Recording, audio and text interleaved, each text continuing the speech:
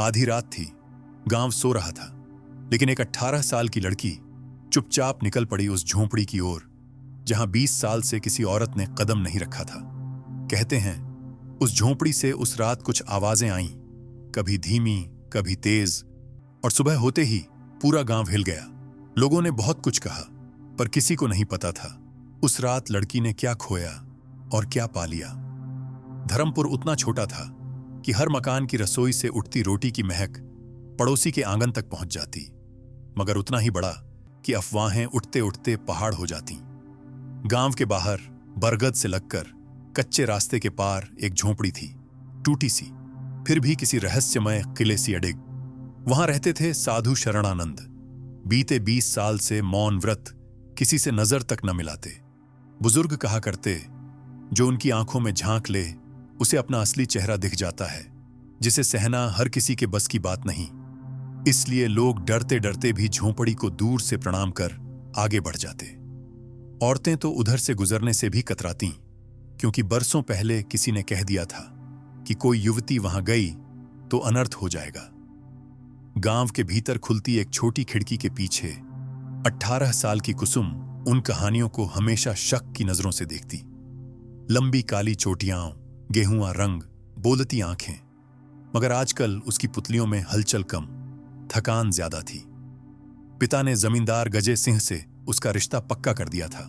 उम्र 42, पेट निकला हुआ, मगर पैसा भरा हुआ। कुसुम ने पहली बार मेज पर मुट्ठी मारकर कहा, मैं खिलौना नहीं हूं, मगर जवाब में मां की सिसकारी और पिता का चीखा सा आदेश मिला, औरतें जितना बोलें उतना बिगड़ती हैं। उस रात से कुसुम का कमरा अक्सर अंधेरा ही रहता, पर उसकी आंखों में एक और ही उजाला ठहर गया, विद्रोह का। भादों की पहली झड़ी बरस चुकी थी। हवा में मिट्टी की सौंधी गंध और रात के कीड़ों का अनसुना संगीत घुल गया। घर घर दिए बुझने लगे, लेकिन कुसुम के कमरे की एक कांच काट सी खिड़की खुली रही। घड़ी में 11 बजते ही उसने भीतर सहेजा लाल दुपट्टा कंधे पर कसकर डाला, लकड़ी की चप्पलें हाथ में उठाईं कि चलने में खटखट न हो, और दबे पांव आंगन पार कर गई। मां की नींद हल्की थी। पलंग चरमराया तो उसकी पलक फड़की, मगर इतना कहकर लौट गई कि वो बाहर हवा लेने गई होगी। नई उम्र है। मां को क्या पता था कि हवा नहीं, तूफान लेने जा रही थी कुसुम। गांव की आखिरी कच्ची गली पार करते ही बरगद की साया ओढ़ी वह पगडंडी शुरू हो जाती, जहां आधी रात को जंगली खरगोश भी ठिठक जाते। मगर कुसुम की चाल थमी नहीं। बारिश के बाद की कींच भरी मिट्टी में नंगे पैरों के निशान ऐसे पड़ रहे थे जैसे कोई रहस्य खुद धरती पर लिख रहा हो। झोंपड़ी के पास पहुंची तो देखा दीवारें खाई जड़ी थीं और छाननी सा छप्पर हर बूंद पर सिहरता था। दरवाजा बंद था। भीतर धूप बत्ती की हल्की गंध किसी अनजाने आलोक का इशारा कर रही थी। कुसुम ने दस्तक दी, 1, 2, मगर सन्नाटा गहरा ही गया। उसने हिम्मत कर उंगलियों से किवाड़ धकेला। काठी पुरानी थी। चरमराहट ने मानो रात का कलेजा फाड़ दिया। अंदर हल्की लौ वाला दीपक टिमटिमा रहा था। सामने धूसर वस्त्रों में लिपटा झुट्टा बाल जटाधारी साधु शरणानंद आसन पर स्थिर बैठे थे, पलकें बंद, मुख शांत, जैसे समय के पार सांस ले रहे हों। कुसुम ने सिर झुकाया, पर आत्मा कांप गई। उसने धीरे से जमीन छूकर प्रणाम किया और परछाई सी फर्श पर बैठ गई। कुसुम का गला सूख रहा था। उसने फुसफुसाहट में कहा, बाबा, मुझे कुछ पूछना है।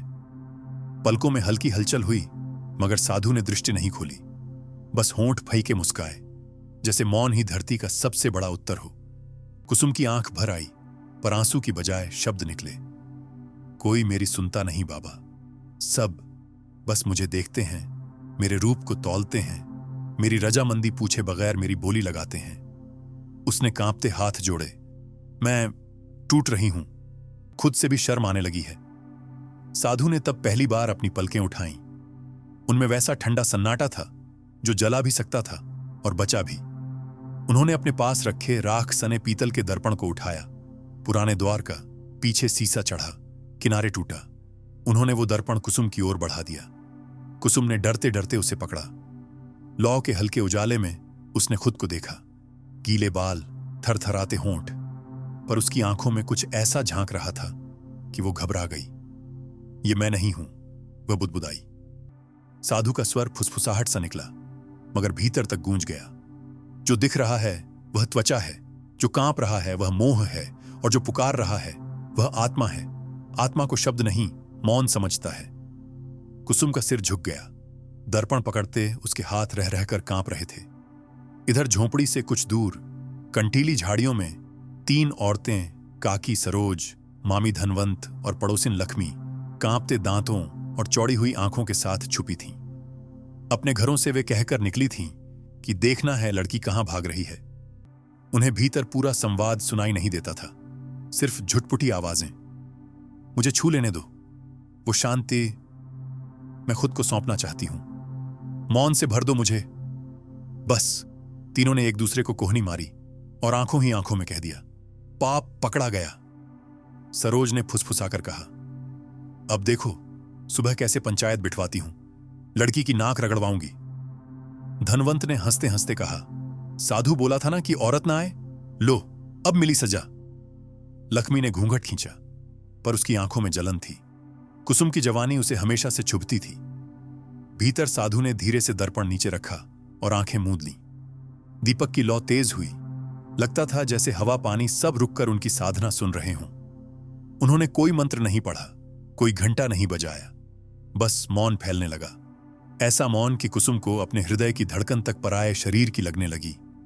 अचानक उसे लगा जैसे वह दर्पण के उस पार जा रही हो, जहां कोई चेहरा नहीं था, सिर्फ रोशनी, और रोशनी के भीतर एक गूंज, मैं हूं, मैं हूं। कुसुम की पलकों से 2 आंसू टपके, मगर ये आंसू दर्द के नहीं, किसी भारी बोझ के उत्तर जाने के थे। बाहर बारिश फिर तेज हो गई। बूंदें टीन की छत पर पड़ती तो भीतर अजीब सा संगीत रच जाती। उस धुन के साथ कभी कभी कुसुम की हिचकियां घुल जाती, कभी साधु की धीमी अनसुनी झप ध्वनि। झाड़ियों में छुपी तीनों औरतों को यही आवाजें किसी और मायने में सुनाई दे रही थीं। सिसकियां तो हैं, जोरों की हैं, कुछ गड़बड़ चल रही है, मैंने कहा था ना। वे भीग रही थीं, फिर भी उठी नहीं। उन्हें कल की पंचायत में मसालेदार कहानी सुनानी थी। रात का अंधेरा जैसे ही मुरझाया, धर्मपुर की गलियों में कानाफूसी का पौधा फूट पड़ा। मुर्गे ने पहली बांग दी और चूल्हों से पहले अफवाहों की आंच उठ गई। कुसुम रात भर साधु के साथ थी। लक्ष्मी, सरोज और धनवंत, जो झाड़ियों में भीग भीग कर लौटी थीं, सुबह सबसे पहले अपने अपने आंगनों में खड़ी हो गईं। किसी ने दही मथनी पकड़ी, किसी ने सब्जी काटनी शुरू की, मगर हथौड़ा जुबान पर चला। 2 घंटे के भीतर कहानी का मसाला इतना चढ़ चुका था कि सुनने वालों के कान जलने लगे। साधु के कमरे से कराह सुनाई दी। लाल दुपट्टा उनके बिछौने पर फैला था और लड़की की सिसकियां, हाय राम। दोपहर तक चौपाल पर ढोल पीटा गया। मुखिया भैरू सिंह ने हुक्का किनारे रखकर गर्जना शुरू किया। अगर धर्मपुर की इज्जत बचानी है तो सच सामने लाना होगा। लड़की और साधु दोनों आए और सजा तय हो। कुसुम की मां का चेहरा पीला पड़ गया। पिता की मूंछें नीचे झुक गईं, मगर दोनों जानते थे इस गांव में पंचायत में न पहुंचना आखिरी पायदान पर धकेल दिए जाने से भी बुरा था। कुसुम ने जली आंखों से रात की नमी भरी चुनरी निचोड़ी, सलवार कमीज बदली और उस लाल दुपट्टे को फिर से गले में लपेटा जिसे औरतों ने सबूत घोषित किया था। लेकिन आज उसके माथे पर डर नहीं, किसी अनजान साहस की लाली चमक रही थी।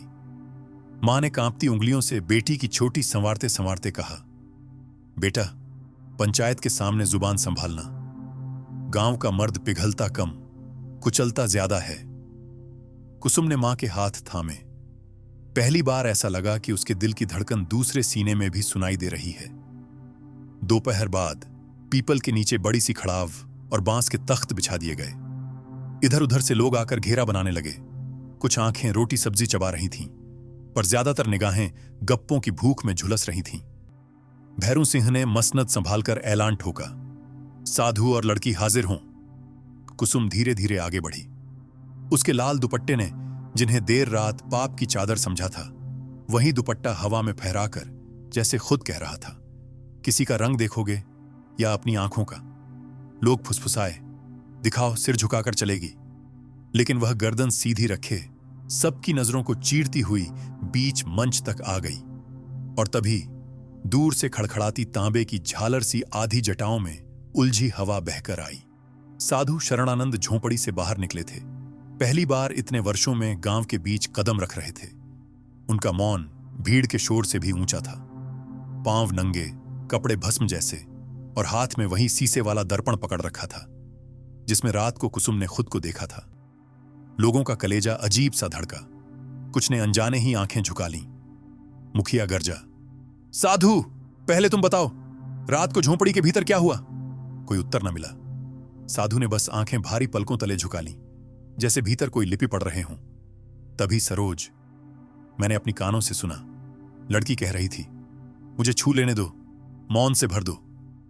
क्या यही तपस्या है? भीड़ में ठहाका गूंजा, लज्जा के छींटे उड़े। साधु ने शांति से दर्पण हवा में उठाया। लहराती किरणों ने शीशे पर अजीब सी रोशनी बिखेरी। ऐसा लगा मानो हर दिशा से लोग खुद को उस पार देख रहे हों जिसे सच देखना हो। साधु का धीमा स्वर पहली बार लोगों के कानों में घुला। वह इस दर्पण में झांके और अपनी नजरों को न हटाए। कुंवारे नत्था ने हंसते हुए कहा, क्या तंत्र मंत्र दिखाओगे? पर जब उसने झुककर देखा, तभी उसकी हंसी गले में अटक गई। आंखों में डर तैर आया, मानो दर्पण के भीतर उसकी ही कोई दबी ढंकी ख्वाहिश नंगी खड़ी हो। उसने चेहरा फेर लिया। भीड़ में खुसर फुसर तेज हुई। एक एक कर कई लोग झांकते, कोई झेंप कर हटता, कोई थरथराता, कोई आंसुओं में डूबता। कभी कभी किसी को सिर झुकाकर जमीन में घास नोचते देखा जाता, जैसे अंदर का राज खुलते ही धरती में छुप जाना चाहता हो। भैरू सिंह ने घबराकर दर्पण से कदम पीछे खींचे। ये छलावा है, औरत से रात बिताकर हमारे ऊपर इल्जाम पलट रहे हो। साधु ने पहली बार मुखिया की आंखों में सीधे देखा। कौरवों से भरा दरबार भी द्रौपदी की साड़ी खींचता रहा, पर पाप गिनने वाला हंसा, जबकि पाप करने वाला भीड़ में ही था। भीड़ सिहर गई। दर्पण उसकी आंखों के सामने चमका। इस बार जैसे पूरे चौपाल पर ही घना साया उतर आया। अब सबकी नजरें कुसुम पर टिकी। भैरू सिंह ने ललकारा, मानती है कि तूने रात क्रिया कसम तोड़ी? कुसुम ने सांस भरकर कहा, आवाज कांपी नहीं, मगर हर शब्द तीर सा था। मैं वहां मर्यादा नहीं, अपनी मौत रोकने गई थी। अगर मैं उस रात न संभलती तो कोई कुआं कूद जाती। आप सब मेरे रूप को तराजू पर तौल रहे थे। मैंने साधु से मौन मांगा। उन्होंने कुछ नहीं छुआ, सिवाय मेरे टूटे आत्मविश्वास के। कुसुम की बात पूरी होते होते आसमान में बादल घिर आए। बिजली चमकी और भारी बूंदों की बारिश शुरू, मानो बुने झूठ को भिगाकर मिटाने आई हूं। लोग भागने लगे, मगर भीगती भीड़ के बीच एक चीत्कार सुनाई दी। लक्ष्मी ढह गई, आंसू भरकर बोली, दर्पण में मैंने अपना जलन भरा दिल देखा, जो इस लड़की से हमेशा ईर्ष्या करता था। सरोज कांपती जुबान से बोली, मैंने देखा, रात खुद ही मौन मांग रही थी, मगर मैं अफवाह का कोलाहल बन गई। धनवंत ने माथा पीटा, हमने जिसे पाप कहा वो आत्मा की दवा थी, हमें ही इलाज चाहिए। बारिश की परत में साधु की आवाज फिर उठी, धीमी पर गगनभेदी। पाप देखने की आदत सबसे बड़ा पाप है। दर्पण वही दिखाता है जो तुम्हारे भीतर है, किसी और के भीतर नहीं। उन्होंने दर्पण कुसुम को सौंप दिया। अब इसे संभाल, ताकि जिसको भी अपनी सच्चाई देखनी हो तुझसे मांग ले। कुसुम के हाथ थरथराए, मगर उसने दर्पण उठाया और पहली बार मुस्कुरा दी, जैसे इस धूप बरसात में जन्म से कहीं नया उजाला मिला हो। बारिश थमती न थमती शाम ढलने लगी थी। भीगा हुआ चौपाल खाली होने लगा, पर तीन आकृतियां वहीं रह गईं, कुसुम, साधु शरणानंद और वह रहस्यमय सीसा दर्पण। अचानक साधु के पांव लड़खड़ाए। लोग दूर खड़े थे, किसी ने आगे बढ़ने की हिम्मत नहीं की। कुसुम झट सामने पहुंची, पर साधु ने हाथ उठा दिया, इशारा कि ठहरो। पलकें झुकीं, होंठों पर हल्की सी मुस्कान तिरी, और फिर उनकी कांपती अंगुलियां मिट्टी पर एक रेखा खींचने लगीं, सांप सी टेढ़ी मगर अर्थपूर्ण। भीड़ ने देखा, रेखा के दोनों सिरों पर एक सी गांठें थीं, बीच में घुमाव, जैसे जीवन और मृत्यु को जोड़ता कोई अज्ञात रास्ता। सांस रोके खड़ी भीड़ को बस इतना सुनाई दिया, पूर्ण चक्र, अब मौन शिष्य। साधु फिर चुप हो गए, पर उनकी दृष्टि सीधे कुसुम पर टिकी थी, जैसे सौंपना चाहती हो कुछ अनकहा। मुखिया भैरू सिंह अब उतना रौद्र नहीं था। उसने धीमे से पूछा, कोई जानता है ये चिन्ह क्या है? कोई ना बोला। तब कुसुम ने कांपता स्वर उठाया। बाबा के मौन टूटने से पहले मैं एक कहानी सुन चुकी हूं, उनके ही इशारों से। और उसने भीड़ को वह कथा सुनाई जिसे साधु ने रात रात भर राख पर उंगलियों से उकेर उकेर कर उसे पढ़ना सिखाया था। शरणानंद कभी इसी धर्मपुर के बड़े जमींदार का बेटा रघुवीर था। किशोर वय में उसने एक अफवाह पर यकीन करके एक युवती का जीवन बर्बाद होते देखा। उसे चरित्रहीन कहकर कुएं में ढकेल दिया गया। उसी क्षण रघुवीर ने प्रतिज्ञा ली, जब तक फैसले बिना जांच के दिए जाएंगे वह बोलेगा नहीं। उसने घर जायदाद छोड़ दी, साधु बना और मौन को दंड बनाया, खुद के लिए और समाज को जगाने के लिए। दस्तक सी कहानी सुनकर चौपाल सिसकियों से भर उठा। सरोज ने मुंह ढंका। लक्ष्मी की आंखें और बरस गईं। हमने वही गलती दोहरा दी। साधु ने घुटनों के बल बैठी कुसुम की हथेली खोली और दर्पण उसके हाथों में टिका दिया। दर्पण का ठंडा शीशा बारिश भरी हवा में भाप से ढक गया, मगर उस क्षण सबने देखा, कुसुम का चेहरा लौ की तरह चमक रहा था। साधु का आखिरी फुसफुसाता मंत्र। दर्पण भटकता रहा, अब रोशनी को थाम। उन्होंने 3 बार भूमि को नमस्कार किया, पलकों पर शांति ओढ़ी और मौन समाधि में लीन हो गए। अगली सुबह बरगद के तले चिता सजी। पूरे गांव ने पहला सा दृश्य देखा, जहां कोई स्त्री यानी कुसुम मुखाग्नि देने आगे बढ़ी। भैरू सिंह ने टोका नहीं, उसे कल दर्पण में अपनी कटुता का घाव दिख चुका था। लकड़ियां दहकीं, धुआं ऊपर उठा, धुआं जिसमें रघुवीर का पाप देखा अतीत और शरणानंद का मौन रचा वर्तमान एक साथ विलीन हो रहे थे। उसी राख में कुसुम ने अंतिम बार दर्पण दबाया, फिर उठाकर माथे से लगाया। गांव के किसी अलक्षित कोने से बच्चों का किलकारी भरा सवाल आया, मां, ये धुआं आसमान में क्यों जाता है? सरोज ने पहली बार स्नेह भरी आवाज में कहा, बेटा, ये धुआं हमें याद दिलाने जाता है कि सच ऊपर ही चमकेगा, चाहे नीचे कितना भी खींच हो। समय बीता।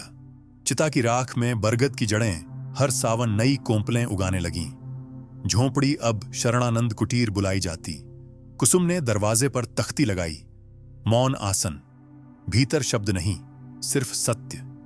युवतियां गाय भैंस दुहने से पहले वहां जाती, दर्पण में आंखें देखती और चुपचाप अपनी जलन भरी बातें वहां ही छोड़ आती। खार भरी मूंछों वाले बूढ़े अपनी बोटी से खड़ी ठोड़ी को दर्पण में देखते, फिर धीरे से हंस पड़ते। हम भी किसी दिन लड़कियां रहे होंगे। भैरू सिंह ने पंचायत का नया नियम बनाया, किसी भी इल्जाम से पहले दर्पण दर्शन जरूरी। 1 साल बीता। एक रात आंधी चली, इतनी कि झोंपड़ी के अंदर रखा दर्पण कुसुम के हाथ से गिरकर फर्श पर टूट गया। कुसुम घबरा गई, मगर शीशे के इकलौते टुकड़े में चांदनी पड़ते ही उसे महसूस हुआ, दर्पण का हर बड़ा टुकड़ा अब किसी न किसी घर में बांटा जा सकता है। अगली भोर उसने सभी बच्चों को बुलाया, दर्पण के टुकड़े सौंपे और कहा, अब सच ढूंढने दूर मत जाना। यह टुकड़ा याद दिलाएगा कि सबसे बड़ा झूठ हमारी आंखों पर होता है।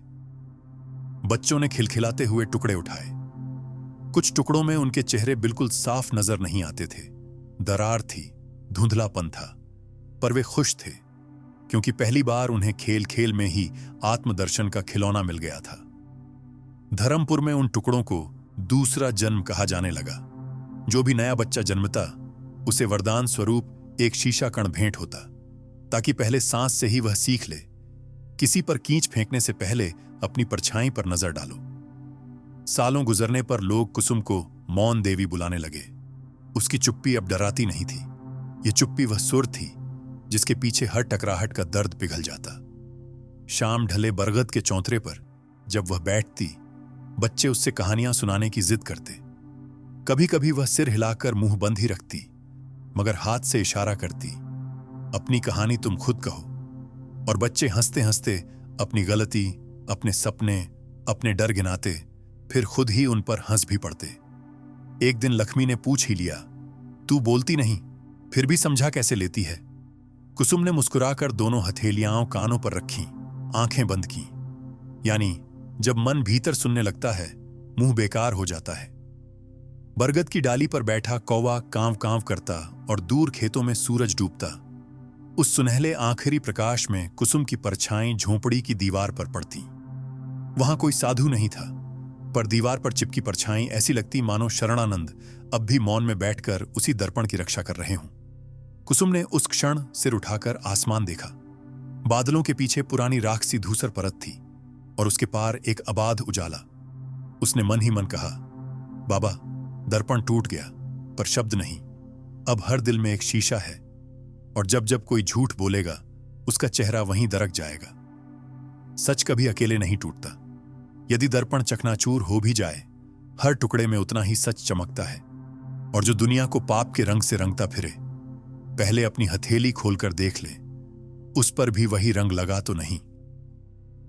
धर्मपुर की वह अंधेरी रात अब लोक कथा बन गई। लोग कहते हैं, अगर आधी रात को बरगद के पास कोई सिसकी सुनाई दे तो समझो कोई आत्मा अपने झूठ को दर्पण में बदलने आ गई है।